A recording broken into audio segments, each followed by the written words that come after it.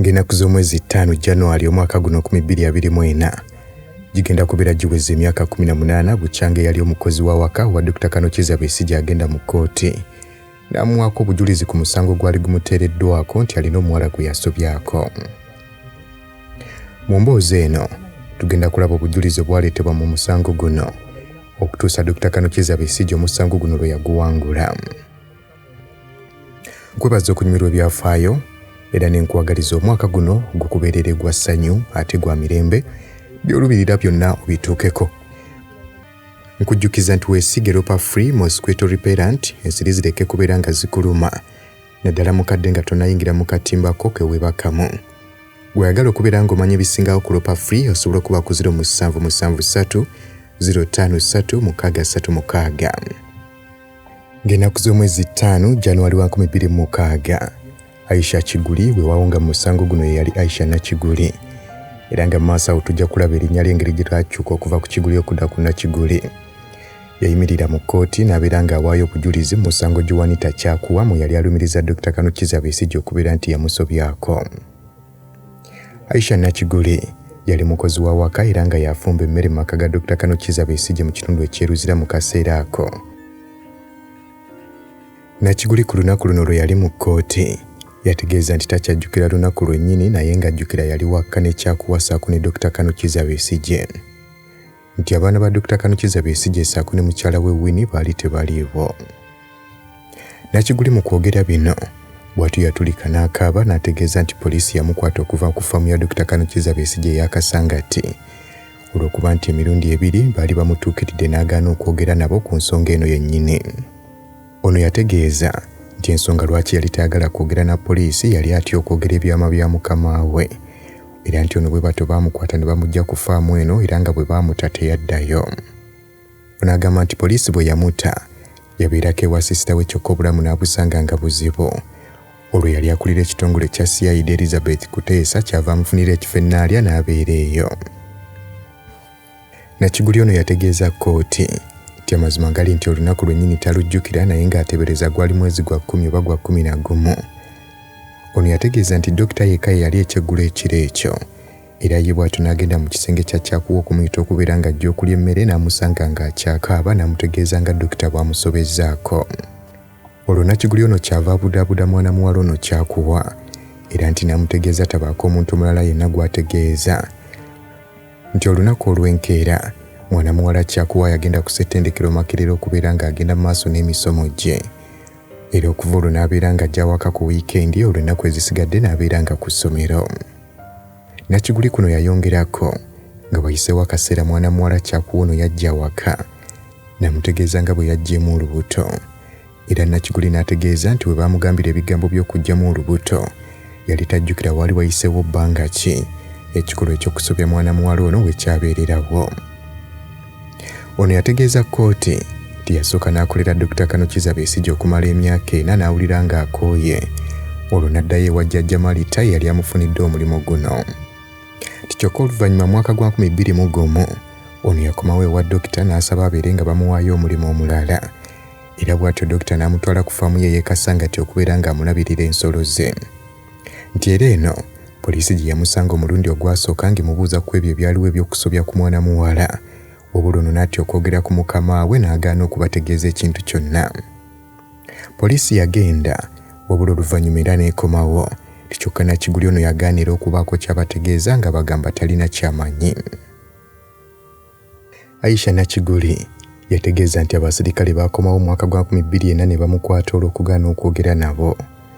Nti ono baamutwala ku poliisi n'amalayo ekiro kiramba olwo olunaku olw'enkeera ne bamutwala mu kifo ky'atajjukira n'ababuulira buli kimu. Mukadde kano ono baamubuuza lwaki yakkiriza okutegeeza poliisi buli kimu n'agamba nti mu kusooka yali tayagala lwa nsonga yali akyabeera wa mukama we nga tayagala kumwogerako bigambo nti olwo engeri gye yali avuddeyo nga takyayinza n'akuddayo y'ensonga lwaki yasalawo okubyogera. Olwo ennaku z'omwezi nga 6 ogwokusatu 2026 kkooti y'ewaggulu yatuula mu Kampala yejjereza Dr. Kyakuwa Besigye omusango guno ogw'okuliisa amaanyi. Bwe yali ng'awa ensala y'omusango guno omulamuzi John Bosco Katusi yategeeza nti okunoonyereza okwakulemberwamu omukulu w'ekitongole CID Elizabeth Kuteesa kwali kwa kyana kito era ng'okunoonyereza okwakolebwa kuteekawo ebibuuzo bingi nnyo ekigendererwa ekiri emabega w'omusango guno.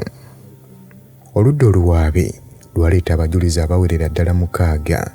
Olwo nannyini musango Juanita Kyakuwa yategeeza nti wakati w'omwaka 1997 ne 1998 ono yali abeera wa Dr. Kanukiza Besigye nga yamulabirira. Nti ono okugenda okutandika okubeera ne Dokita mwaka ogwo gw'e97 yali amaliriza ebibuuzo bye bya siniya ey'omukaaga era nga Sauda Kibirige yali mukwano gwa Winnie Byanyima ye yamuleetera okubeera ng'agenda okutandika okubeera ne Dokita. Nti ebibuuzo bye bya siniya ey'omukaaga nga bikomyewo ono yali tafunye bubonero bumala kubeera nga gavumenti emuweerera. Olwo Dokita kwe kusalawo okubeera ng'amuweerera bw'atyo n'amutwala ku ssettendekero Makerere ne bamuwa ekifo. Era bwe baamuwa ekifo n'atandika kusoma ng'ava ku Sankara Hostel. Wabula ng'ewa Dokita yaddangayo ku wiikendi okubeerayo. Nti olunaku lumu lwali lwa 6, driver n'ajja n'amunona n'amutwala e Luzira mu maka ga Dokita.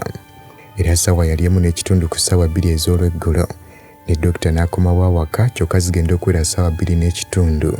Webale kunyumirwa byafaayo naye okimanyi nti buvunaanyizibwa bwaffe okulwanyisa omusujja gw'ensiri nga tusula mu butimba, naye jjukira nti waliwo ensiri ezituluma nga tetunnaba kwebaka. N'olwekyo ezo zeewale nga weesiiga Ropa Free Mosquito Repellent. Tewali nsiri ejja kuluma. Ropa Free Mosquito Repellent ojja kumusanga mu pharmacies nga Afriaka ewandegeya, Spring ne Kamkeya ku Wilson Road ne Mega Supermarkets opposite Old Tax Park ne Garden City.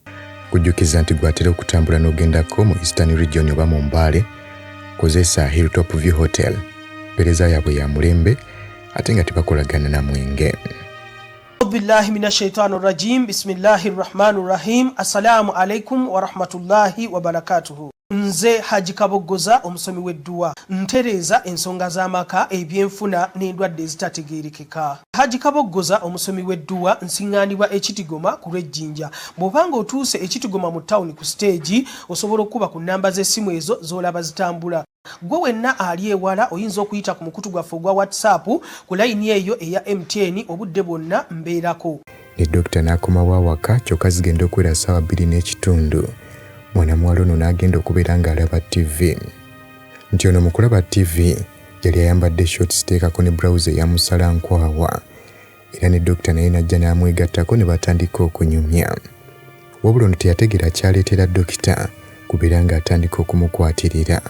N'akanyako okubeera ng'amubuuza ate ogubadde. Dokita n'amutegeeza nti buli kimu kigenda kubeera bulungi. Kyono yagezaako okubeera ng'amwesikako naye nga Dokita w'amaanyi. N'amutegeeza nti tagezaako okubeera ng'aleekaana. Bw'atyo n'amutwala mu kasenge k'abagenyi n'amuteeka ku kitanda ng'eno bw'amugamba tagezaako okuleekaana. Nti ono mikono gye gyombi Dokita yagikwasa omukono gumu, omukono omulala n'agukozesa okubeera ng'amuggyamu akawale k'akoomunda. Era ne Dokita bw'atyo okutuuka lwe yatuukiriza emikolo gye. Nti akaseera kaatuuka mwana muwala ono nga takyayinza kubeera ng'alwana. Era Dokita bwe yamaliriza emikolo n'agenda mu kinaabiro. N'avaayo ne kattawulo akatono n'akamuwa wabula nga yasanga ono akyakaaba. Nti mwana muwala yali atudde ku buliri bwe bamuwa ttawulo ne yeerongoosaako. Era oluvannyuma lw'okwerongoosa n'afuluma n'agenda mu kisenge kye ng'akyakaaba. Nti olwo omukozi Aisha yagenda mu kisenge kya mwana muwala ono Joanita okumutegeeza nti ekyeggulo kiyidde. N'amusanga ng'ali mu kukaaba n'amubuuza ate ogubadde. Joanita kyava ategeeza omukozi nga Dr. Kanukiza Besigye bw'amutuusizaako ogw'obuliisa maanyi. Olwo Aisha Nakiguli erabika ng'omujulizi owookubiri yategeeza nti mukyala wa Dokita yali tabeera waka naddala ku nnaku eza wiikendi. Nti era ku lunaku olwo lwennyini zaali ssaawa eziri wakati w'ennya n'ettaano Joanita n'ajja n'amusanga ng'ono ali mu kiyungu. N'amutegeeza Dokita bye yali amutuusizzaako. Nti oluvannyuma kyava agenda okubeera nga muyita okujja okufuna ekyeggulo. Kyokka ono n'agaana ng'era yamusanga akyakaaba. Era olunaku olwaddako Joanita bw'atyo n'agenda kusomera e Makerere okubeera ng'asoma. Omujulizi owookusatu ye Joan Musinguzi. Ono yategeeza nti yasooka okusisinkana Joanita mu 1999 era nga yaddamu okumusisinkana mwaka gwa 2001 mu bitundu eby'entinda. Joan yayita musinguzi ono kubeera nga basisinkana ku Kabira Club. Nga mu kumusisinkana Joan yamutegeeza ebyali bimutuuseeko. N'amutegeeza nti ebisinga basobola obisoma mu story yayita mu the Uganda Confidential newspaper. Ono yamutegeeza nti ali mu kaseera kazibu nnyo waliwo abamutiisatiisa okumutta era nga yeetaaga obukuumi. Ono yamusaba okubeera nga amuyamba asisinkane President Museveni. Era ono teyagaana n'akubira private secretary wa President. Ne bateekateeka olunaku olw'okusisinkana bw'atyo Joan n'asisinkana President. Omujulizi ow'okuna yali James Lwanga. Ono nga yali kansala oba muyita omubuzibuzi. Nga yabudaabuda Joan ono mwaka gwa 2021 ku nsonga za Mukenenya. Omujulizi ow'okutaano ye yali Marita Namayanja. Ono yavaayo n'ategeeza nti yategeera Dokita mwaka gwa 1981 ng'era ono yamutegeerera mu President Museveni. Marita yategeeza nti y'omu ku baazirwanako era ng'agamba nti Dokita ono ye yamusaba okubeera nga amufunira Aisha okubeera nga amuyambako mu maka ge ageeruzira. Omujulizi yasembayo ye Elizabeth Kuteesa. Ono nga yali akulira ekitongole kya CID. Ono yategeeza nti yafuna ebiragiro okuva eri ssenkagale w'ekitongole kya poliisi eyamutegeeza akola okunoonyereza ku musango guno ogw'omwana ono ow'obuwala. Era nga kigambibwa nti omusango guno Pulezidenti naye yali agumanyi. Era nga Pulezidenti yali alagidde okunoonyereza kuno kubeere nga kukolebwa. Era nti nga mwana muwala Joan Kyakuwa akaseera ako yali abeera mu State House Entebbe. Obujulizi bwe bwaleetebwa ku ludda oluwaabi. Wabula nga ye musajja mukulu Dr. Kanukiza Besigye baamugaana okubaako kyayogera mu kwebuuzaako yadde okubeera ng'aleeta omujulizi. Oludda oluwaabi lwategeeza ekyokuba nga tebalina mpapula za ddwaliro kyava ku kubeera nti mwana muwala ono teyagenda ku poliisi kutwalayo omusango guno n'olw'ensonga nti yali abeera wa Dokita ono nga yali amulabirira teekako n'okumusomesa ng'ate era yali amulabudde obutabaako gw'agamba kigambo kyonna. Era oludda oluwaabi lwategeeza nti Joan ono yali tayinza kubeera ng'awaayiriza Dr. Kanukiza Besigye kubanga yali amulabirira nga kitaawe ng'ebigambo bino byonna bye yategeeza kkooti byali bituufu.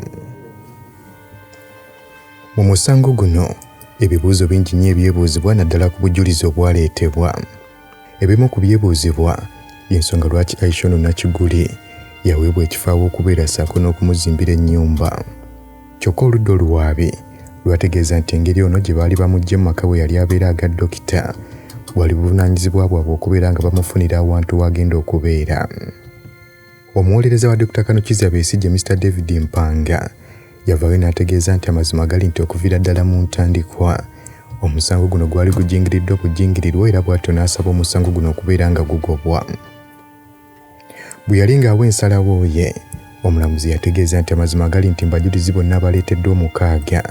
Omuntu omu yalinga ayogedde ku mazima nga Joan Kyakuwa yali nannyini musango guno.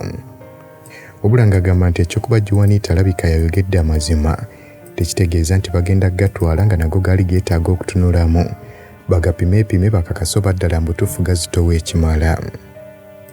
Ebibuuzo ebyebuuzibwa mu bujulizi bwa Joan Kyakuwa bwe yaleeta baategeeza nti mwana muwala ono okubeera ng'agamba nti yali tajjukira mwezi gwennyini ekikolwa kino we kyamutuusibwako. Kikolwa kibuusibwabuusibwa kubanga yali mwana mukulu yali ne ku ssettendekero Makerere nga kibeera kizibu okubeera ng'omuntu atuusiddwako ekikolwa bwe kityo yeerabira omwezi kwe kibeera kimutuusiddwako. Kubanga mu bigambo bye yategeeza nti gulabika gwali mwezi gwa 10 oba gwa 11 mu 1997. Era nti mu statement mwana muwala ono gye yakola mu Julayi ng'ennaku z'omwezi 5 2021 gy'alaga nti yali alina emyaka 22 ekikolwa kino we kyamutuusibwako. Kyokka okwekennenya ne kikakasibwa nti emyaka egyo gyali gya bulimba. Ebimu ku bituli ebirala ebyakubibwa mu bujulizi bwa mwana muwala ono kwe kuba nti yali ategeezezza nti ekyokubeera nti yali abuliddwa ekyokukola y'ensonga lwaki yagenda ew'omukozi Aisha n'amutegeeza buli kimu ekyali kimutuuseeko. Olwo kkooti kwe kwebuuza nti singa mwana muwala ono yali tasobeddwa kyakukola teyaligambye mukozi ono Aisha buli kimu ekyali kimutuuseeko. Kkooti eno era yeebuuza lwaki mwana muwala ono yatuula ku buliri n'alinda Dokita okubeera ng'agenda mu kinaabiro n'akola byakola n'avaayo okutuuka okumuleetera ttawulo n'amutegeeza yeerongoose naye era ne yeerongoosa. Kkooti kwe kutegeeza nti kizibu nnyo eri omwana ow'obuwala abeera atuusiddwako ekikola ekifaanana bwe kityo okutuula ku buliri okulinda omuntu akimutuusizzaako okutuuka okudda n'amuwa n'ettawulo yeerongoose era naye n'akikola. Kalumanywera awalala we yali kwekubira nti mwana muwala ono yategeeza buli wiikendi dokita era yayongeranga okukimutuusaako ate nga yalinga tayambadde kapiira. Olwo kkooti kwe kwebuuza lwaki Joanita ono yalekangawo hositero mwe yali asula n'asalawo okugendanga ewa dokita buli wiikendi gwe yali amanyi nti amutuusaako ekikolobero buli kaseera. Ekituli ekirala ekyakubwa mu bujulizi obwaleetebwa kwe kubira nti mwana muwala Joanita yategeeza nti oluvannyuma lw'okuba ng'asobeddwa ekyokukola yagenda ewa Aisha n'amutegeeza ebyali bimutuuseeko. Ate nga ye Aisha mu statements ze yategeeza nti bino yabitegeera oluvannyuma lw'okuba nga yali agenze okuyita mwana muwala ono okujja okulya ekyeggulo n'amusanga ng'akaaba kwe kumubuuza ki ekyali kimutuuseeko. Era omulamuzi yagenda mu maaso n'okukizuula nti obujulizi bwa Elizabeth Kuteesa yali akulira ekitongole kya CID nabwo bwali bulabika nga bubulamu era nga bujingirire. Kubanga ebiwandiiko ebimu byali biraga nti bano baatandika okunoonyereza ku musango guno ng'enakusomeza 28 Juni 2021 wabula ng'ate ebiwandiiko ebirala biraga nti omusango guno gwatuuka eri poliisi mwezi gwali gwa 7 ng'ennaku z'omwezi 4 2021. Ensonga endala kwe kutegeeza nti Dr. Kyakuwa Besigye yali yasiiga mwana muwala ono Kyakuwa Joanita akawuka akaleeta mukenenya kyokka nga tewali kebirako nako ali kukoleddwa ku Dr. Kyakuwa Besigye yadde okumubuuzaako kubakakasa nti ddala kituufu yali alina akawuka. Omulamuzi kyava ategeeza nti amazima matuufu gali nti obujulizi buno bwonna bwapangiddwa bupangibwa nga tewali obujulizi bukakasa nti ekikolobero kino Dr. Kyakuwa Besigye yakikola. Bw'atyo omusango guno n'agugooba Dokita ne bamuleka ali butaala. Mu kitundu kyaffe ekiddako tugenda kulaba mutabani w'omukyalo ono Aisha Nakiguli eyavaayo n'ategeeza nti maama we baamukaka okubeera ng'awa obujulizi ku Dr. Kyakuwa Besigye ekintu ekyabaviiramu n'obuzibu.